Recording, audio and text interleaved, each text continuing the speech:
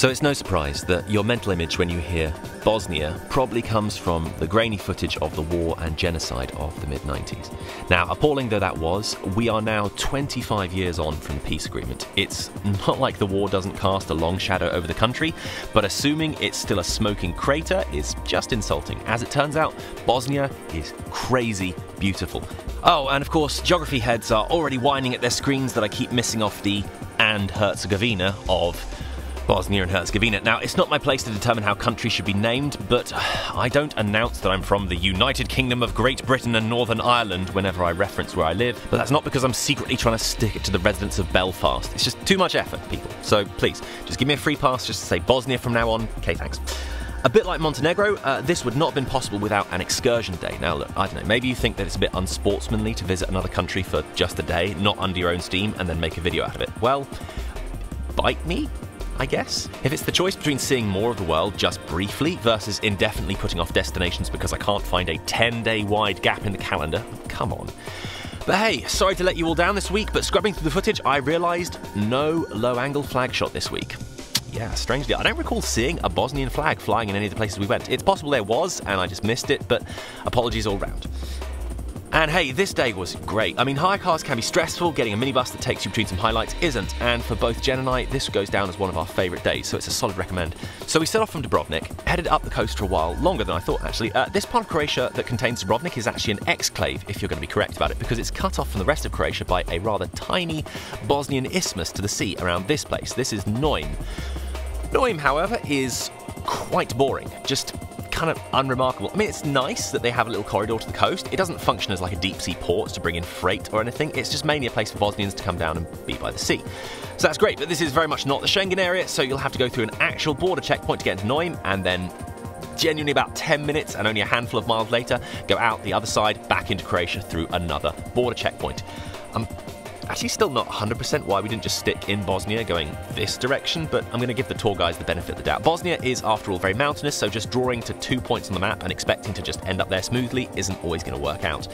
That also explains the rather puzzling political geography of the wafer-thin edge of Croatia that gets all the good coast, while Bosnia is all but walled inland. The short version is, given how mountainous the region is, the coast ended up being controlled by different empires over the centuries, mainly because of the effort it takes to conquer a people who can melt away into the mountains at the first sign of trouble. So after weaving through some more of Croatia and a quick pee stop, the next border crossing back into Bosnia, that's the third in under an hour if you're keeping pace, took us through to here. These are the Kravice Waterfalls, or maybe Kravice, I don't know. They were just unreal.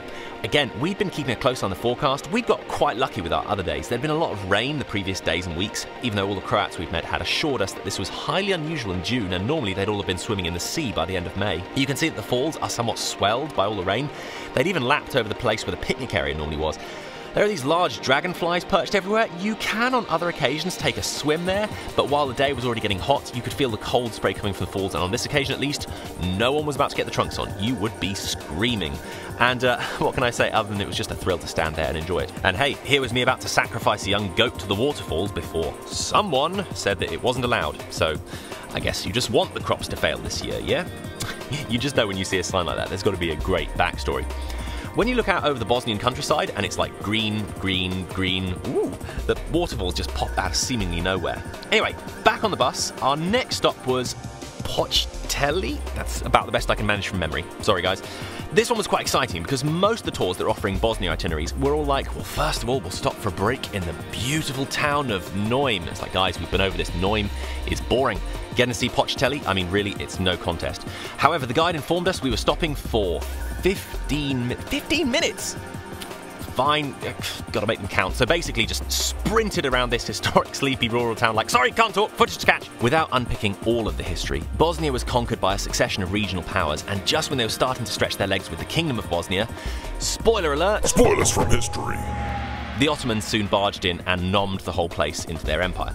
During the Ottoman centuries, the population of Bosnian Muslims increased until they were a majority group within the territory, and hence Bosnia has quite a unique vibe in the Balkans. All the way through the country you can spy the sharp, needle-like points of its mosques, but all the while nested in this lush green background. Počitelj had some beautiful examples of this, and I hope you're impressed I managed to get all of this in under 15 minutes because I was very out of breath by the time we got back in the minibus again. And back on the road, we'd pretty much been following the Neretva River for most of the day, which eventually leads you to the main city in the area. This is Mostar. Mostar. Now, the city of Mostar is really beautiful. It's most known for its bridge, which, yeah, is very impressive, but I was pleasantly surprised how beautiful the rest of the old city was on the banks of the river. It was quite busy. You could barely move trying to get over the bridge. It was also hot.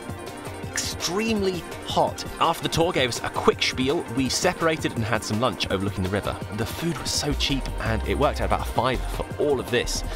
Speaking of money, the currency is the Bosnian mark, and a bit like Albania, don't expect to be able to get this anywhere outside of Bosnia itself. You can get it out of cash machines, although the ones we found in Mostar do charge. Euros and kuna are pretty widely accepted though, so you definitely wouldn't starve if you didn't bother to get any marks. We also headed into this tower, and considering the entry fee, it wasn't hugely impressive. I mean, it's billed as a museum, but each floor has about 3 objects on it. But you do get some great views over the whole town, so that's a plus. You can also link through the Roman foundations and a bit of a section on the rebuilding of the bridge. Yeah, if you remember all that footage of the bridge collapsing from the beginning of the video, that was Mostar, but it regained its UNESCO status by rebuilding it out of the original stone from the same quarry, and here it is. So that's pretty great. I mean, yeah, Mostar has a few ruins from 1995 as a reminder, but for the most part, it's a really nice medieval town that's just great to spend time in. There's a much wider town around the small historic centre. One of the weird attractions from the town is a group of guys in Speedos hanging out on the wrong side of the bridge and then periodically leaping into the river for donations. I mean, okay, kudos. I wouldn't personally be up for tombstoning off a 20-metre high Ottoman bridge, but that's just me. We were uncomfortably hot by the time we got back to meet up with the minibus. Funny enough, as we were leaving, the clouds were gathering and it pretty soon started raining quite hard.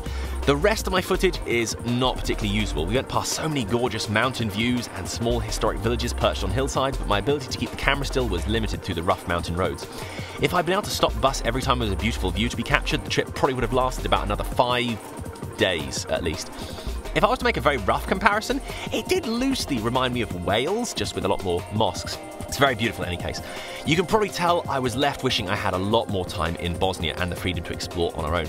Interesting aside, even though the border between Bosnia and Croatia might seem a bit arbitrary, you could actually see the difference between the hillsides. On the Bosnian side, they were thick with trees and vegetation, but by the time we crossed over to the Croat side, it was much less dense. I don't know, presumably because of the prevailing wind coming off the sea? I mean, that's total conjecture, but you could really see a marked difference in the landscape. So that was Bosnia. Definitely worth a visit if you are able. The day trips out of Dubrovnik are a great start. I'll definitely be back one day to do it properly. And that's the end of this mini-series, glimpsing various Balkan countries for less than the time it takes to watch a Lord of the Rings marathon. Next time, and this is one I've been really impatient to get to, as we wade through all the footage I have sitting in the can, we finally have the chance to see Morocco, specifically Marrakesh. So that's where we'll be next time. But now, if you've enjoyed the music in the background, you can get the track at bandcamp.com, and if you want to support the channel, that's the place to do it. Catch you guys soon.